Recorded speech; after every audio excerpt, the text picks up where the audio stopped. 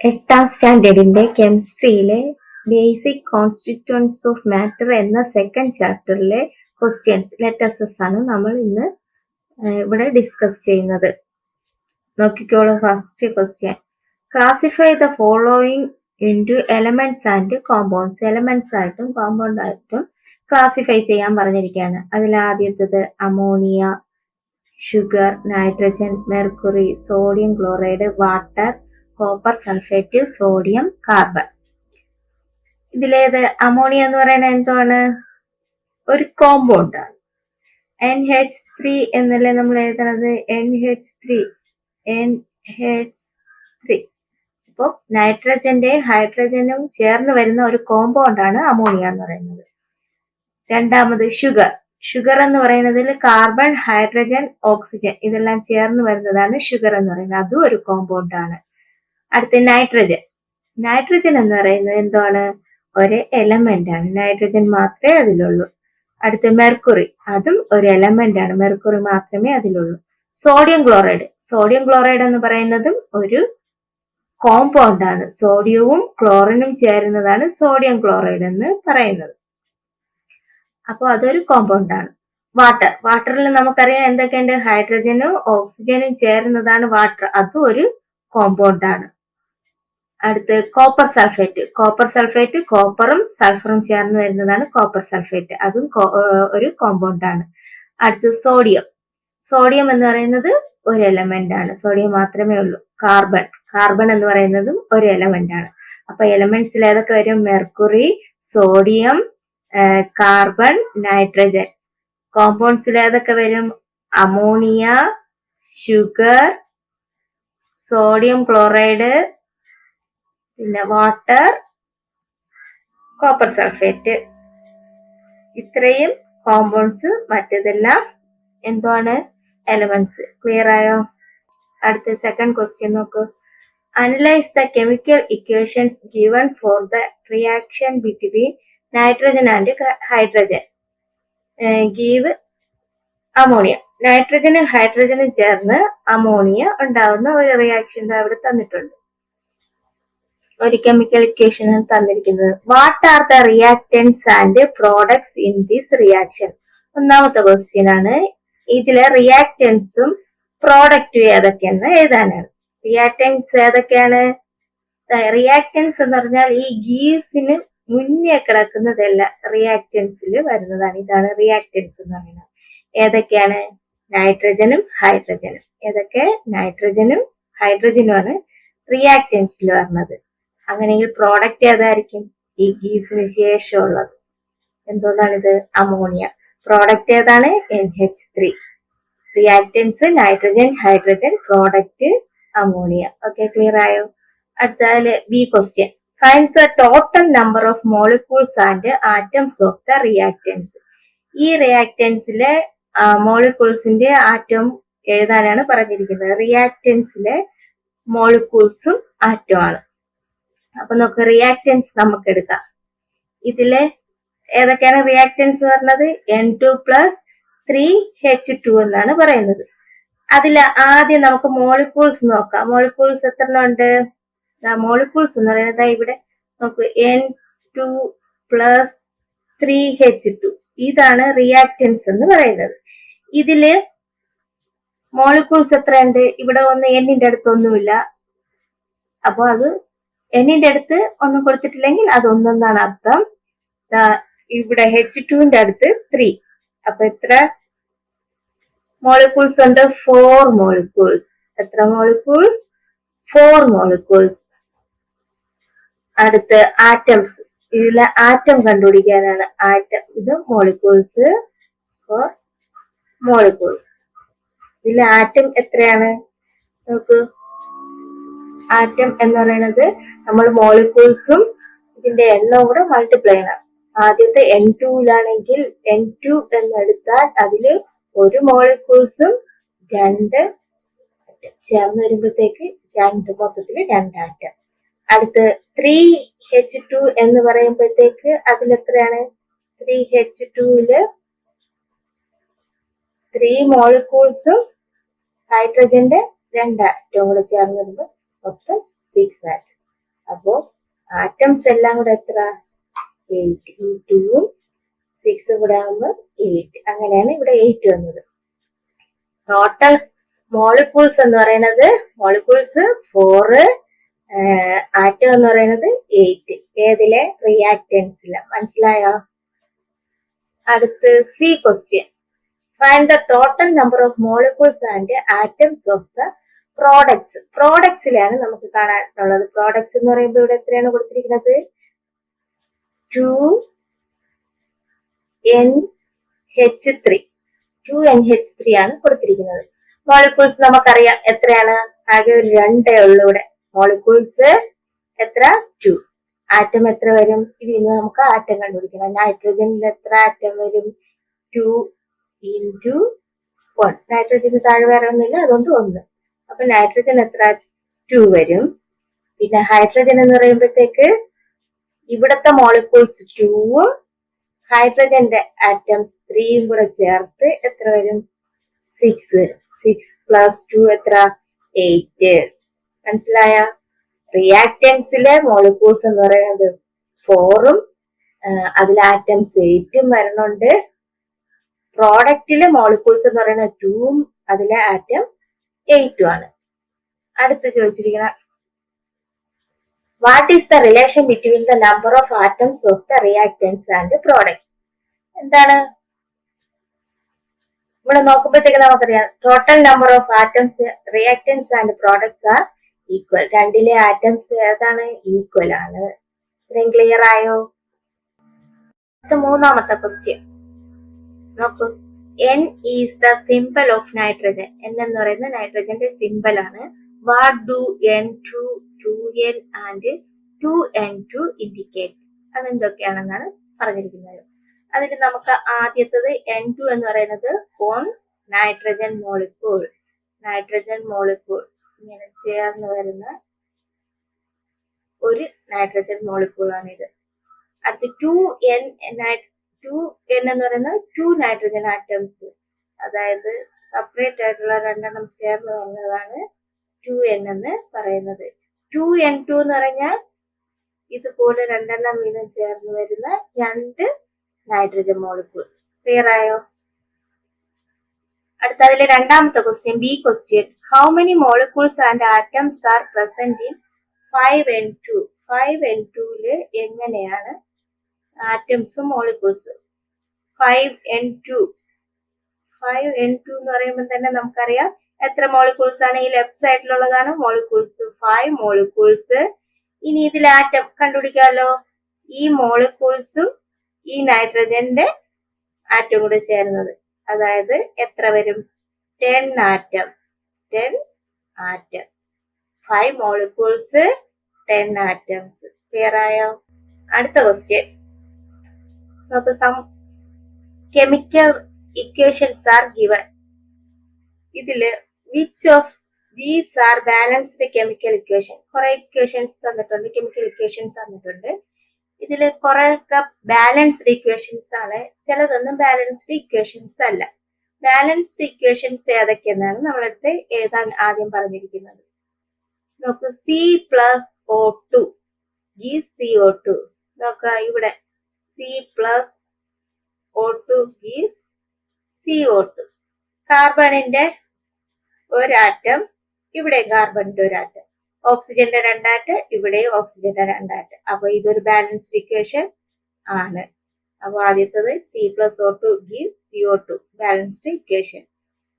അടുത്ത രണ്ടാമത്തെ CH4 plus 2O2 gives CO2 plus 2H2O. നോക്കാം നമുക്കിത്. ഇവിടെ കാർബണിന്റെ ഒരാറ്റം ഉണ്ട്, ഇവിടെയും കാർബണിന്റെ ഒരാറ്റം ഉണ്ട്. ഇവിടെ ഹൈഡ്രജന്റെ 4 ഉണ്ട്, ഇവിടെ ഇപ്പുറ സൈഡിൽ വരുമ്പോൾ ഈ 2 കൂടെ ഹൈഡ്രജൻ 4. അതൊക്കെ കാർബണും ഹൈഡ്രജനും ഈക്വൽ ആണ് 2 സൈഡിലും. അടുത്ത് ഓക്സിജൻ, ഈ രണ്ടും കൂടെ ആകുമ്പോൾ 4 ഉണ്ട്. ഇവിടെ ഓക്സിജൻ വന്നിട്ട് 2ഉം ഇവിടുത്തെ 2. ഓക്കെ, ഇവിടുത്തെ 2ഉം ഈ സൈഡിലെ ഈ 2 എന്ന് പറയുമ്പോൾ ഇതിനും കൂടെ ബാധകമാണ്, അത് 4. Okay, carbon.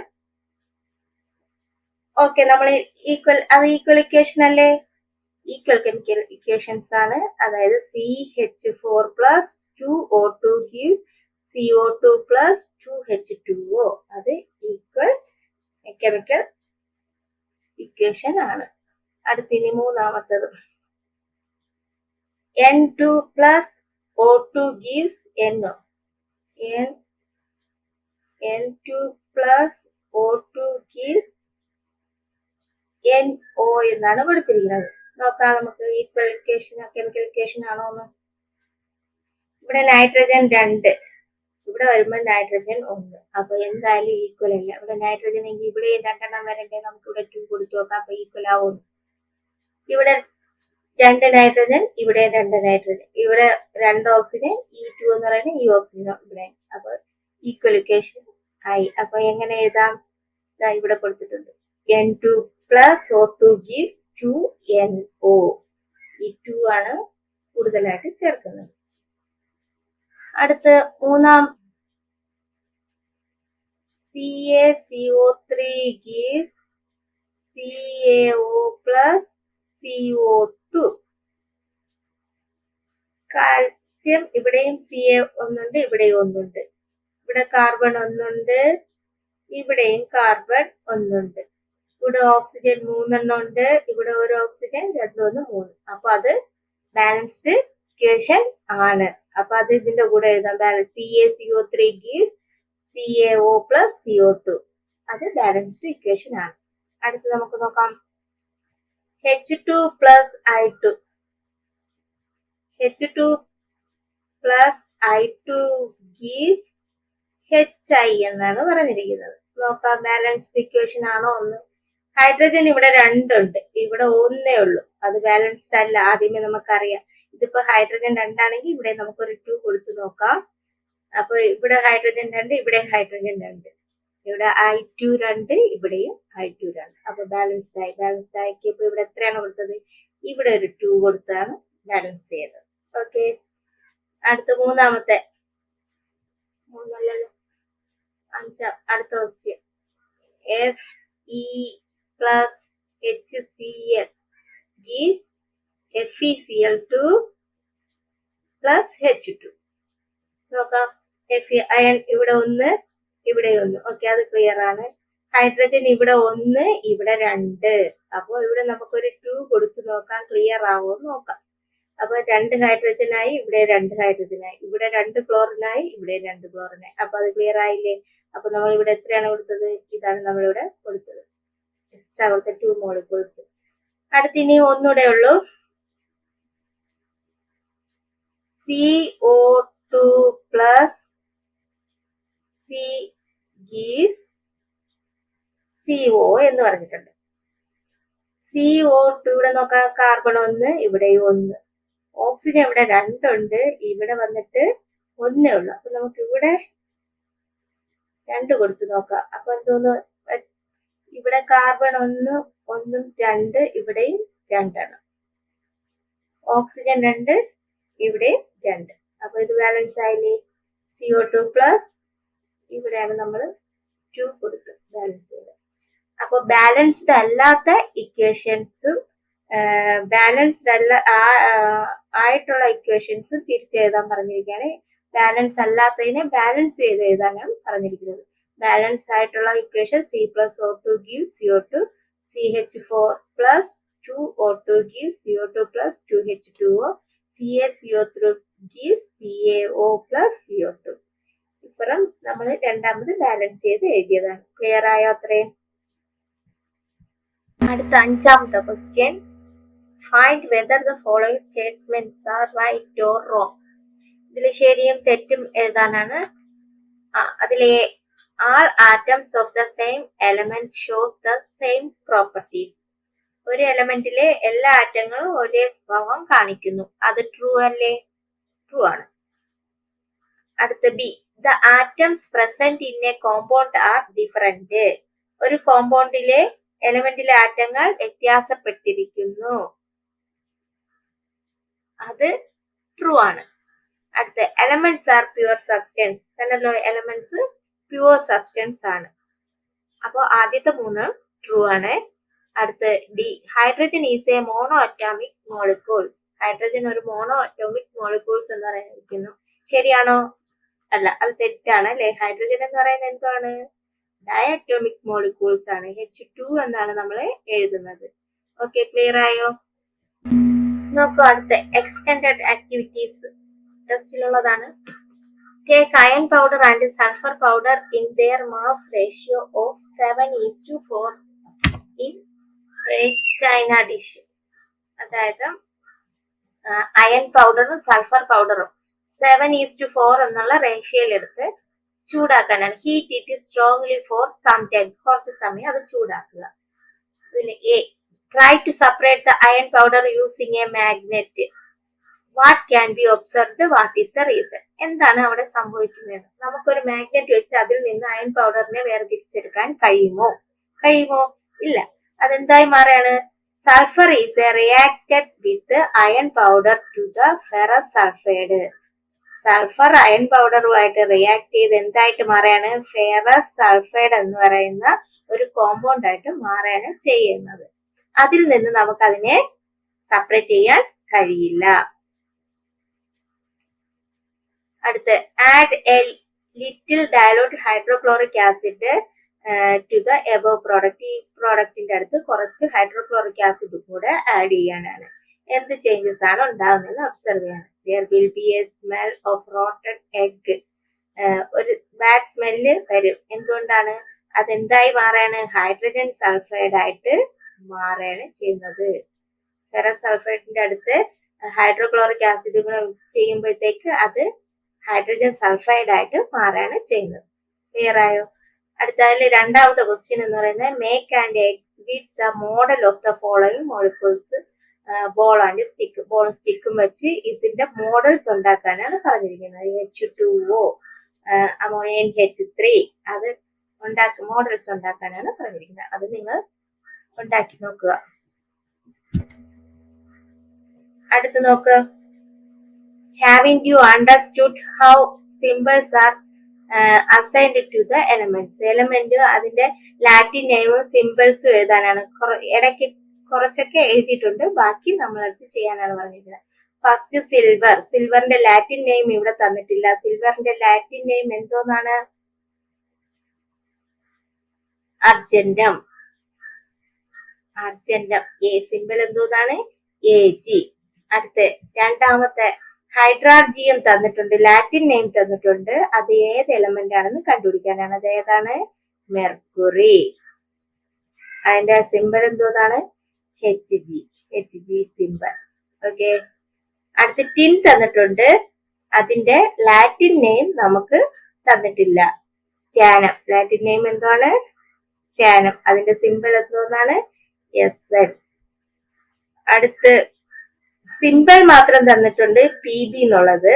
അതിന്റെ എലമെന്റും കണ്ടുപിടിക്കണം, ലാറ്റിൻ നെയിമും കണ്ടുപിടിക്കണം. Pb എന്ന് പറയുന്നത് ഏതിന്റെ? ലെഡിന്റെ ആണ്. ലെഡിന്റെ സിംബൽ ആണ്, ലാറ്റിൻ നെയിം പ്ലംബർ. അടുത്ത് ആന്റിമണി. എലമെന്റ് തന്നിട്ടുണ്ട്, അതിന്റെ ലാറ്റിൻ നെയിമും സിംബലും കണ്ടുപിടിക്കണം. എന്താണ് Latin name? Stibium. Latin name stibium, symbol Sb. അടുത്ത് ഓറം. ലാറ്റിൻ നെയിം തന്നിട്ടുണ്ട്, നമുക്ക് അതിന്റെ സിംബലും കണ്ടുപിടിക്കണം, ഏത് എലമെന്റ് ആണെന്ന് കണ്ടുപിടിക്കണം. ഗോൾഡ് ആണ്, സിംബൽ വന്നിട്ട് Au. ഓക്കെ, ക്ലിയർ ആയോ? Silver, argentum, Ag, mercury, hydrargyrum Hg, tin, stannum Sn, lead, plumbum Pb, antimony stibium Sb, gold, aurum Au. Okay, clear ആയോ? അപ്പൊ ഇതോടുകൂടി ഈ ചാപ്റ്ററിലെ എല്ലാ ലെറ്റേഴ്സും ഫുൾ ആയിട്ടുണ്ട്. ഈ ചാപ്റ്റർ കംപ്ലീറ്റ് ആയിട്ടുണ്ട്. Okay, thank you.